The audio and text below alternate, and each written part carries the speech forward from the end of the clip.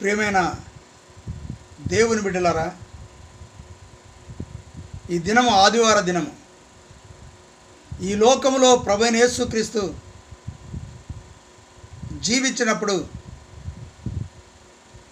ఆయనను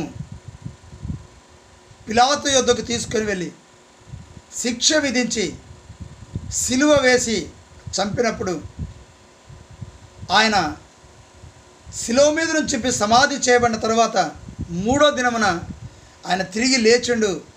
ఇప్పుడు ఆయన సజీవుడిగా ఉన్నాడు.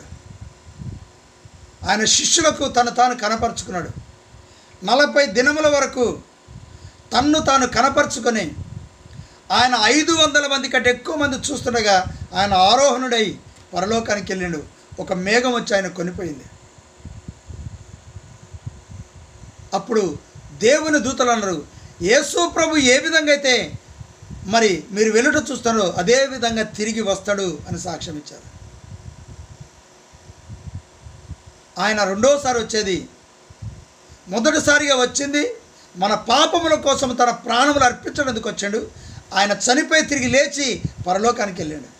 ఆయన ఇప్పుడు ఆత్మస్వరూపిగా ఈ లోకంలో సంచరిస్తూ ఉన్నాడు.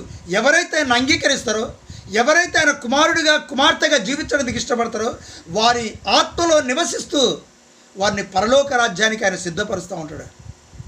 ఈ సత్యాన్ని గ్రహించి ఆయన ఏ విధంగా అయితే తిరిగి లేచిండో మనకు కూడా ఒకరోజు ఈ మరణమును జయించి ఈ యొక్క దేహం మహిమశరీరంగా మార్చబడి రెండో మరణమును తప్పించుకొని మన ప్రభువుతో కలిసి నిత్యము జీవించేవారిగా యేసు ప్రభు ఆయన మనల్ని సిద్ధపరిచిండు.